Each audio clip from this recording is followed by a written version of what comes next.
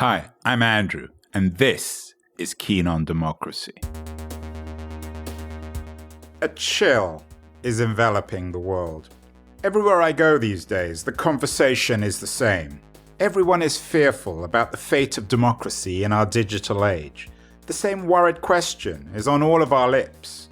What or who is killing democracy? Everybody wants to know.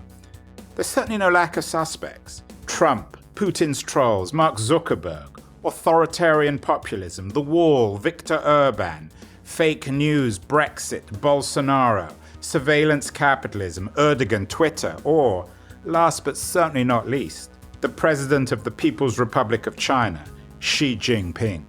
So what's up with democracy these days? Is it really dying? Or is it simply shedding its industrial analog skin and updating itself for our networked digital age? That's the subject of this podcast series. This is a show featuring conversations about the most important issue of our age with some of the world's most incisive thinkers. I hope it both provokes and enlightens.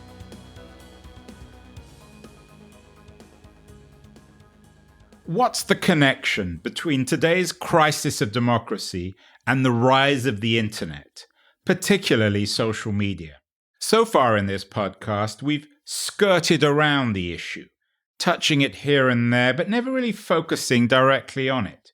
Today, however, we address this question head-on with Tom Baldwin, the former assistant editor of the London Times newspaper and the author of Control-Alt-Delete, How Politics and the Media Crashed Our Democracy.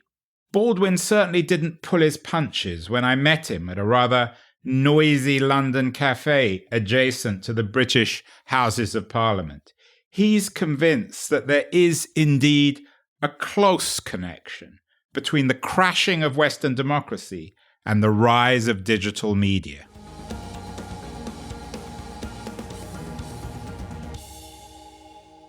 Tom Baldwin, the author of Control-Alt-Delete, How Politics and the Media Crashed Democracy. Tom, are you serious? Has politics and the media crashed democracy? Is democracy dead? Not dead, but it's in danger. I think what you'll see with Brexit, with Trump, with the rise of nationalism across the developed world is the product of this abusive relationship that politics and the media has had over a 30-year period with technology. Talk a little bit more about this abusive relationship. You're suggesting it's a sort of a husband-wife relationship. I mean, politics has always depended on technology. What's different today, or what's been different over the last 25 years? I think what's interesting is if you go back to 1989, just at the sort of start of this new information age, the World Wide Web was invented. Right, more important than the Berlin Wall came down. Berners-Lee's invention is more important than what happened in Berlin, do you think? Well, I think they were part of the same age of optimism. This is when Fukuyama was talking about the end of history. Well, only an American would come up with the idea of the end of history, wouldn't he? Or a German, perhaps. There was this genuine and possibly even justified optimism then that this free flow of information, people, ideas across borders was actually a great progressive tide. It would mean that Rupert Murdoch wouldn't be in charge of our media anymore. It would mean that the giants of flesh and steel, the internet and progress were going to march hand in hand towards a better future. And what I think is disturbing is that almost the opposite has happened. That at every stage since then, the information revolution has moved against democracy, has undermined democracy. Now, that's not because of something inherent in the technology itself. It's because of the relationship that I think the media have had in curating information and politics has had in exploiting information that has unpicked the seams of truth and undermined our democracy. But what about Black Lives Matter? What about Occupy? What about the Arab Spring? What about all the grassroots organizations that have begun online? Well, they're still why we have reason to be optimistic about the information age. There's lots of ways the information age could still get better. It could still be a great force for the democratization of the world. But they are almost exceptions to the rule. What we need to do is find ways to have more Black Lives Matter, more Arab Springs, and less Putins, less Trumps, less Brexits. Brexits, Trumps and Putins, they're part of the same phenomenon? Yeah, all of them have actually used liberal democracy's greatest creation, which is this fantastic information technology, to almost sort of reverse engineer it and pollute our liberal democracy. But isn't the Bannon-Trump populism, this critique of globalization, isn't that also a credible argument and just as viable, just as legitimate as Black Lives Matter, just as legitimate as Me Too?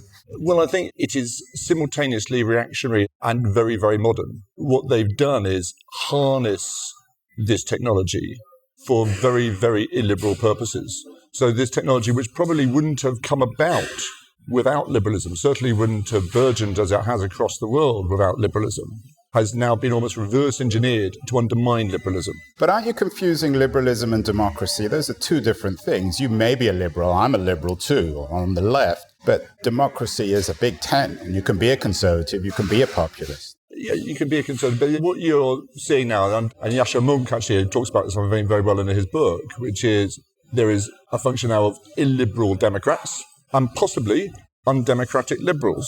Now, I think there's a challenge for us all at this very fragile moment for our democracy to ensure that the solution to the rise of populism, the solution to the way that populists are using technology to further their own very sinister motives and very, very sinister ends, that the solution should not be for liberals to become less democratic, but to become more democratic.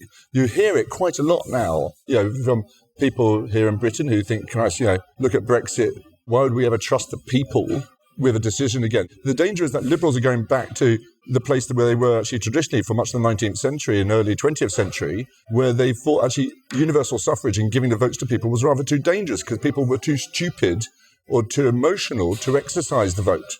Now, I don't think that's the answer. There's a real danger that liberals will turn away from democracy because they don't like the consequences of democracy.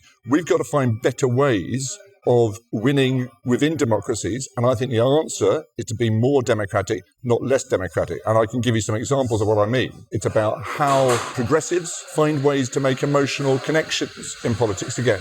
We need to find ways of harnessing technology as well as Trump and Brexit. There's no necessary reason why populists need to be better at it than people who are making fact-based arguments. You can, of course, have a left populism as much as a right populism. An anti-capitalist populism is just as legitimate, isn't it? It's just legitimate, but I think populism itself, which is best defined as a sort of rejection of elites, rejection of expertise, isn't attractive. I don't think the solution is to become like the populists. Solution is find ways of harnessing a fact-based, reasonable argument with an emotional connection. Now, Macron did it, Obama did it in 2008. I think Tony Blair actually did it in Britain in 1997. It is not inevitable, and I think the information environment makes it much harder because we know what travels on social media is that which appeals to prejudice, which reinforces opinion, which shocks, which surprises. Nuance doesn't always travel very well on social media. To put it politely. But we have to find better arguments. We have Is to be better nuance at essential politics. to democracy?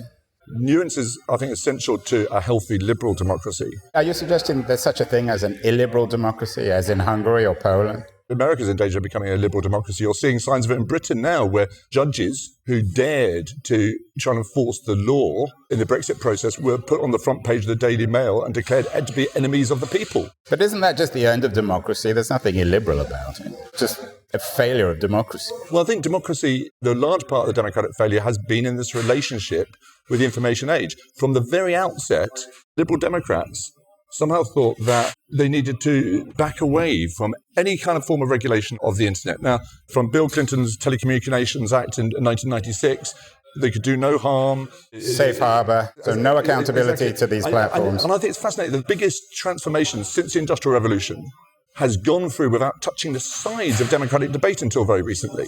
When you look at the Industrial Revolution, everywhere it travelled, democracy followed. Because the deal was, if you wanted people working in the factories, if you wanted people to fight your wars, you needed to give them some stake in the debate. And that is why democracy followed with technological progress. This technological progress seems to be reversing that. That's a very strong statement. Are you suggesting that everywhere the digital revolution goes, democracy fails? It seems to be that technology is shaking the screws loose of democracy. And There are solutions, but it means that democracy and technology need to repair this abusive relationship. Are the solutions all regulatory? Are you talking about much stricter, or certainly the beginnings of real regulation on the Silicon Valley giants? I think some of them are regulatory. So I'll give you 3 examples of regulations I'd like to see. First one, in Britain, we have a very long tradition of banning political advertising on TV and radio. Now, no one thinks our politics is a worse place for not having the kind of attack ads that have done so much to pollute American political life for the last 30 or 40 years. And we just haven't had them. We've had party political broadcasts, which are quite boring and they're heavily regulated. We don't have advertising on TV and radio. Why is it that ban could not be applied to social media too? Social media advertising in politics is the most lethal communications weapon ever invented. It's far more insidious than TV advertising because it can be targeted, it appears in your newsfeed, it appears alongside pictures of your children, alongside your most treasured memories. It is the most effective tool if used properly, and I see no reason why we just can't have a blanket ban. Plus, we don't always know whether it is advertising or real content. The two are often muddled. Totally, and you have dark posts which no one can see. I mean, I'll give you an example. Hillary Clinton varied her Facebook ads in 2016 66,000 times. Now, that sounds like a lot. Donald Trump varied his Facebook ads over 6 million times. Now, when people talk about regulating political advertising on the internet, there is no regulator on earth that could possibly scrutinize that. There's no commission which could oversee those number of ads. And indeed, there's no one actually accountable for it because this has been done by AI and machine learning. So there's no one person in a campaign who's responsible for putting the ads out anymore. The AI is working out which ad works best for which individual based on vast amount of data. Those ads are seen by no one but those individuals. Now, maybe 2 years down the line, someone might find some dark post. By that time, that person's been elected or that referendum's happened and it's too late. The solution is to do what we've done in this country with broadcasting, which is to ban political advertising on the internet. So that's one example of a regulation I'd like to see. I'd also like to see better regulation in the relationship between politics and the internet in terms of the use and collection of data. Now, people talk about Cambridge Analytica as if it's like the only abuse. The reason why I think Cambridge Analytica is a bit of a red herring is because Donald Trump didn't need to use Cambridge Analytica because he had Facebook. Facebook staff were embedded in the Trump campaign, showing him how to use every single button and gizmo that Facebook had got. Facebook know how to exploit their data better than any company like Cambridge Analytica because it's their data. They know how to use it. So I think that campaigns should almost have like Olympic-style drugs tests. There should be spot checks on campaigns to see what data they're using, when and how. Now, of course, the Russians are quite good at getting around those drugs tests in the sports too. And I'm not saying it's a panacea, but it's a regulation that I think would make a difference. Another regulation I would do is to put a legal obligation on social media companies to verify accounts. I think that would take a lot of the trolling out. I think it would take lots of the bots out. I think it would take a lot of the shrillness out of political debate. But I don't believe that's enough. So you say, is it just regulation? No.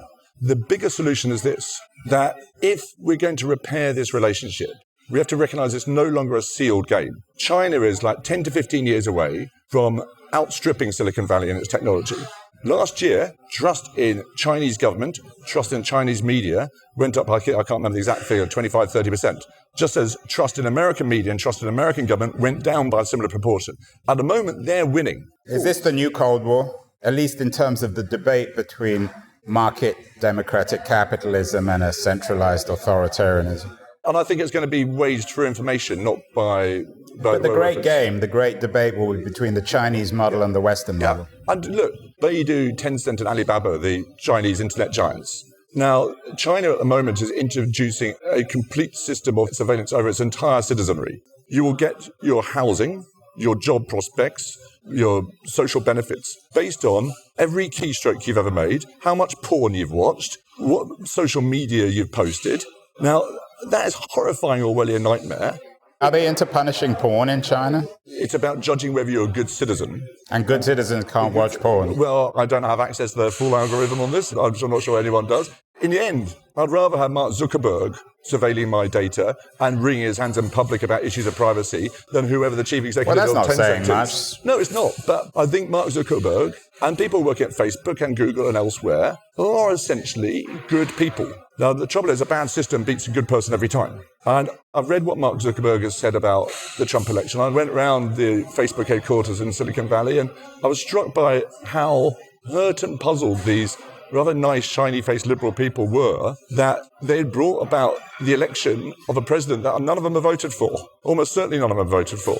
And in the end, if we're going to heal this relationship, there's one big change I'd like to see, which is I don't think politics can regulate the internet effectively because, I don't want to sound trite, but technology moves at the speed of electrons and politics moves at the speed of elections. And you only have to look at Zuckerberg's testimony to Congress and the smirk on his face when he's asked questions by octogenarian senators about how he makes a profit to realise that politics ain't really going to get a grip on this fast. The solution has to be at base level. So Tim Berners-Lee's talked about this. Mustafa Suleyman, a guy at Google DeepMind in London, he's talked about this idea too, which is to change the business model. If our free markets, if our free speech are going to survive and prosper in this technology age, in this information age, we have to build into that technology a legal obligation for them to do public good. It has to be built into every algorithm that's produced, everything that they do, every product they come up with.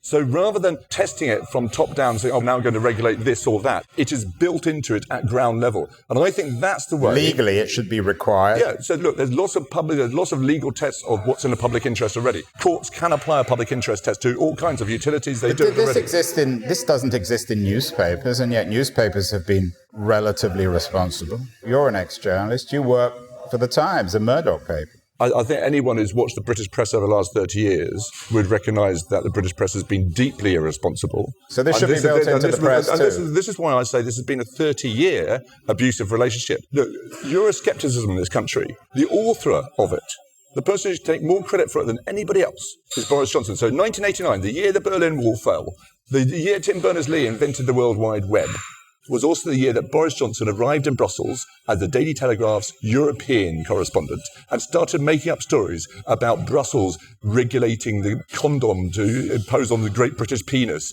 or banning prawn cocktail flavoured crisps. It was bollocks then, is bollocks now. And that's what brought about Brexit 30 years later, because it made the Conservative Party go mad. But you're conflating Boris Johnson with the entire media. I think one could legitimately argue today that some of the institutions doing the best work in fighting fake news are traditional newspapers in the US, the Washington Post, the New York Times, the Wall Street Journal, in the UK, the Guardian. Isn't today the traditional curated top-down media, aren't they part of the solution rather than the problem? Look, I think there's lots of brilliant journalists. I still regard myself as a journalist, probably not a brilliant one, but I love journalists. Journalists are my best friends. But the way the press has behaved, the way the media has behaved the last 30 years has been a major part of the problem. And I think it's a function of the information age. Why is it that Boris Johnson and Rush Limbaugh simultaneously started unpicking the seams of truth in the media? Because the media was expanding massively. 1989 was also the year, and there's a big pivot point, when Sky News started in Britain, 24/7 TV coverage. Now, I always tell the story about how when President Kennedy did a broadcast to the nation during the Cuban Missile Crisis in 1962, I think, the closest the world ever got to a nuclear apocalypse. After that, what happened? The TV stations went back to their schedule, and there was no more news until the next day. Now you have 24/7 talking points, controversies, CNN, let's get a panel of people shouting at each other. Every moment has turned into a drama and a crisis. It becomes very difficult to govern. The way politics responded to that vast expansion of the media was to try and control information. So you got this spin, you got this message discipline, you got this attempt to impose itself on information.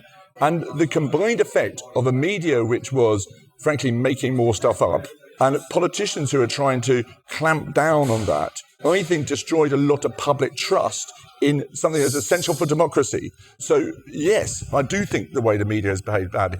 But do we have any positive models? The New York Times, for example, or the Post, or the Guardian, or even the Wall Street Journal, whose politics you may not agree with? I think they are positive models, but I worry about them now.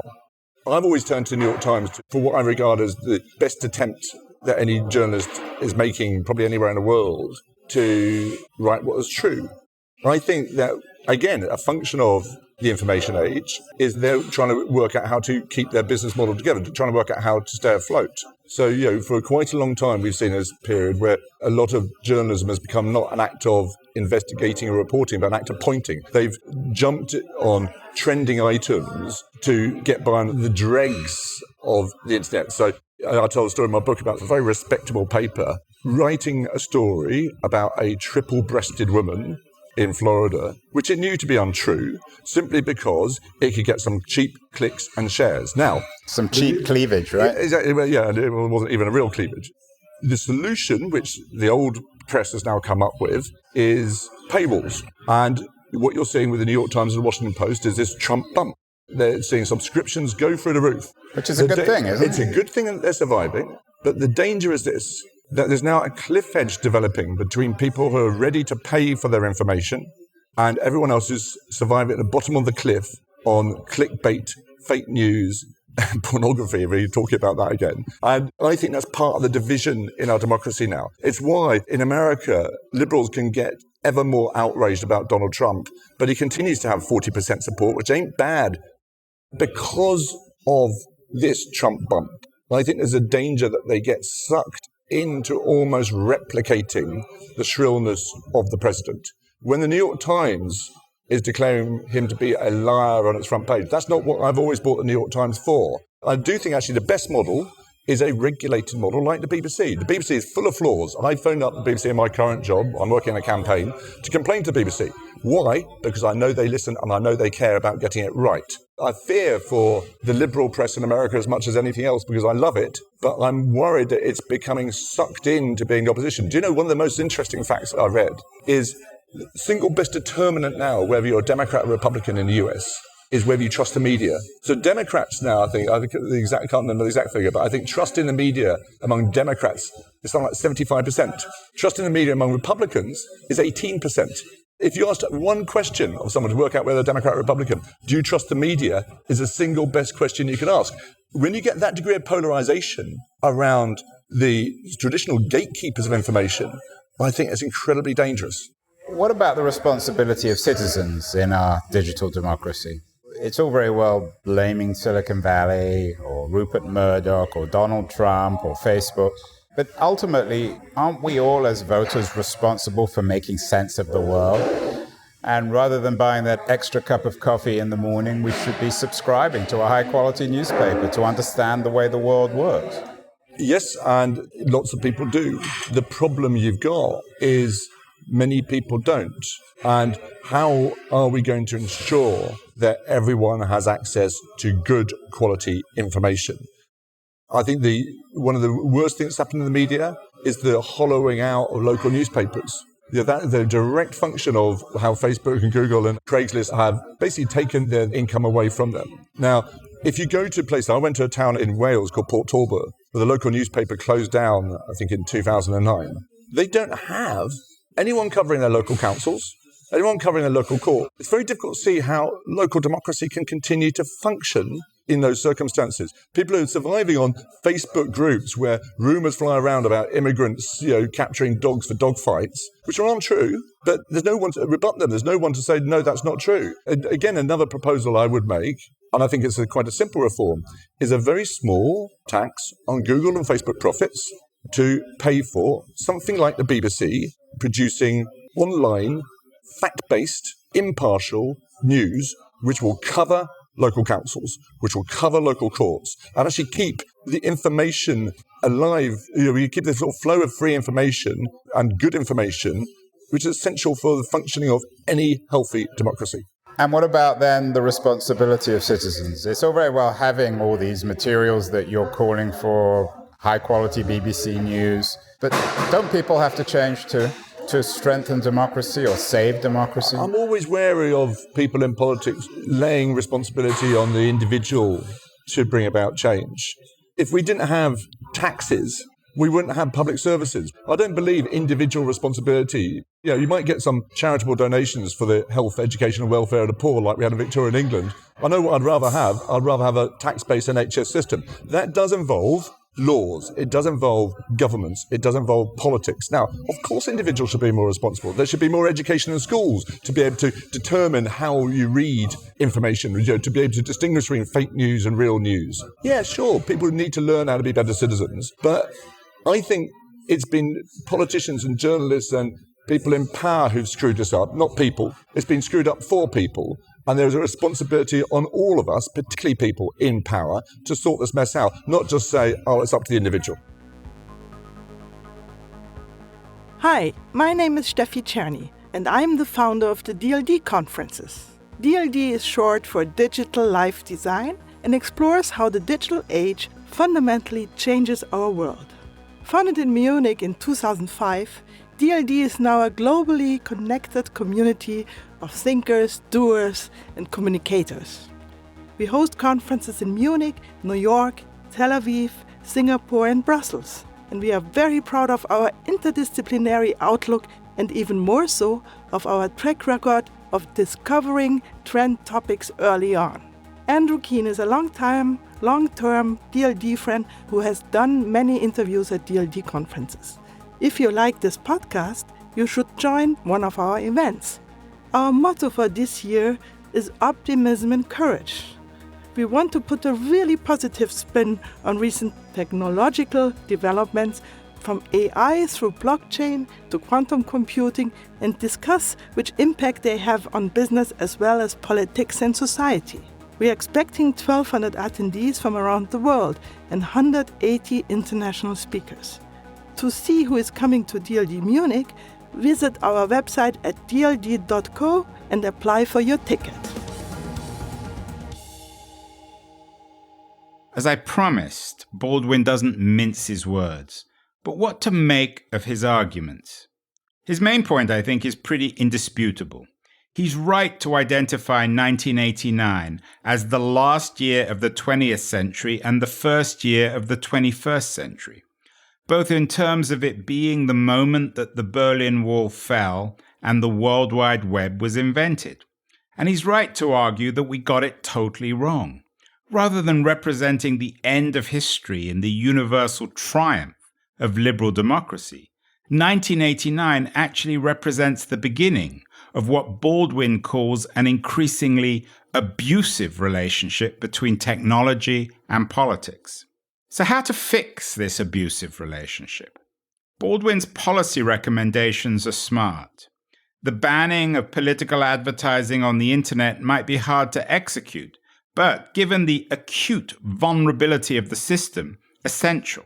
The same is true of his arguments in favor of regulating the use and mining of data, as well as the legal obligation of social media companies to verify the identities of their users. I was also intrigued by his idea of a tax on Google and Facebook profits, which would then be reinvested back into curated local media. I like his take on the descent of all news media since 1989.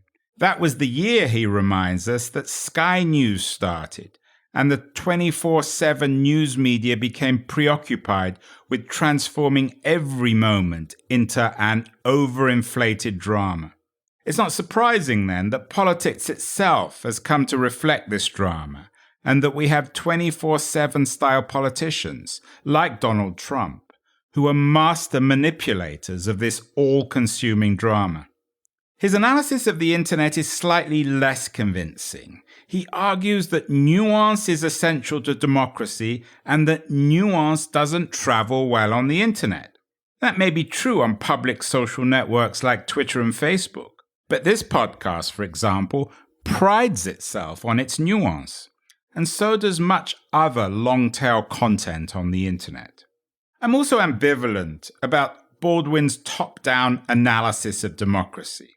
It's the media and the tech community that's the problem, he insists, and so it's newspapers and journalists and TV stations and internet companies rather than quote-unquote the people that need to change.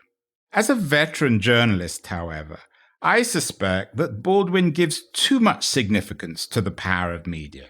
He thus sees it as both the problem and the solution to the crisis of democracy.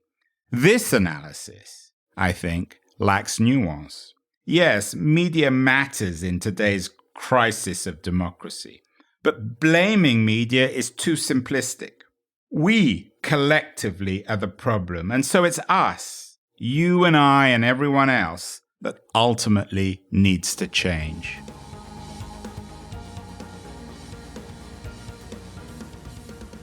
Next week, we continue this all-important investigation into the crisis of democracy. Our guest is Martin Wolf, the chief economics commentator for the Financial Times newspaper and one of the world's most acclaimed journalists. The irrepressible Wolf will not only lay out what's gone wrong with Western democracy, but he'll also explain how to fix it. I look forward to talking with you then.